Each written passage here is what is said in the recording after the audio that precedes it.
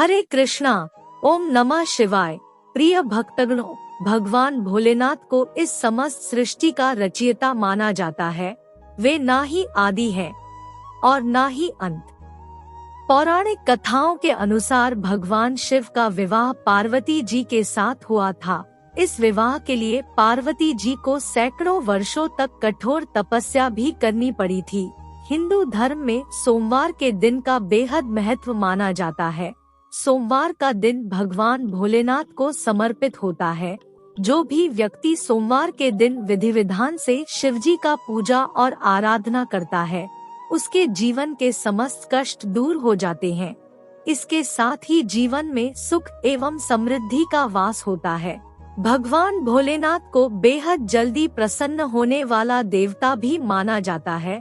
भोलेनाथ की अर्धांगिनी पार्वती जी है, ये तो सब ही जानते हैं। लेकिन इसके लिए पार्वती जी ने कितने तक किए और साथ ही उन्हें भगवान शिव की परीक्षा का भी सामना करना पड़ा था।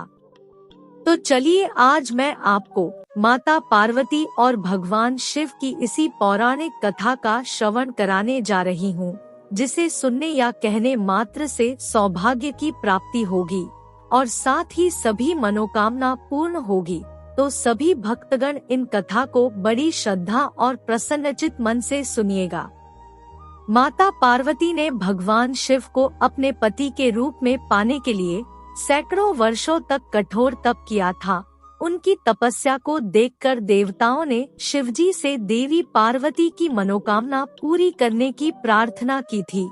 इसके बाद भोलेनाथ ने सप्तर्षियों को पार्वती जी की परीक्षा लेने के लिए भेजा। इस परीक्षा के दौरान सप्तर्षियों ने शिवजी के ढेरों अवगुणों को बताते हुए माता पार्वती को शिव जी से विवाह न करने को कहा।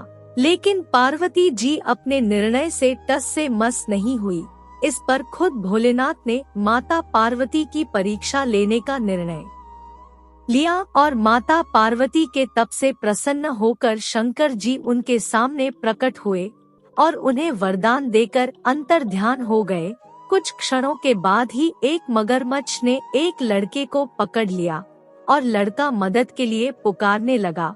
बच्चे की आवाज सुनकर पार्वती जी नदी किनारे पहुंची और उनका मन ये सब देख व्याकुल हो उठा।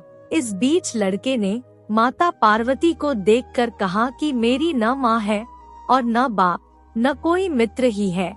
माता आप ही मेरी रक्षा करें। इस पर पार्वती जी ने मगरमच्छ से कहा कि ग्राह इस लड़के को छोड़ दे। इस पर मगरमच्छ ने कहा कि दिन के छठे पहर जो मुझे मिलता है उसे आहार बनाना मेरा नियम है। पार्वती जी के विनती करने पर मगरमच्छ ने लड़के को छोड़ने के बदले में पार्वती जी के तप से प्राप्त वरदान का पुण्य फल मांग लिया। इस पर पार्वती जी तैयार हो गयीं। मगरमच्छ ने बालक को छोड़ दिया और तेजस्वी बन गया। अपने तप का फल दान करने के बाद पार्वती जी ने बालक को बचा लिया और एक बार फिर भोलेनाथ को प्रसन्न करने के लिए तप करने बैठ गई। इस पर भोलेनाथ दोबारा प्रकट हुए और पूछा कि तुम अब क्यों तप कर रही हो? मैंने तुम्हें पहले ही मनमांगा वरदान दे दिया है। इस पर पार्वती जी ने अपने तप का फल दान करने की बात कही।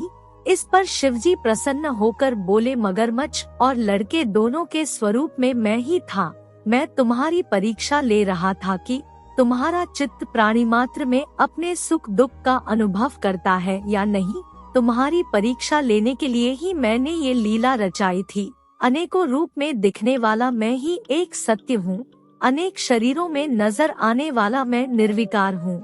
इस तरह पार्वती जी शिव जी की परीक्षा में उत्तीर्ण हुई और उनकी अर्धांगिनी बनी। तो बोलिए शिव प्रिय पार्वती माता की जय।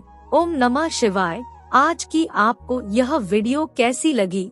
अगर वीडियो अच्छी लगी हो तो वीडियो को लाइक, शेयर और चैनल को सब्सक्राइब कर दीजिएगा और कमेंट में ओम नमः शिवाय लिख दीजिएगा। धन्यवाद।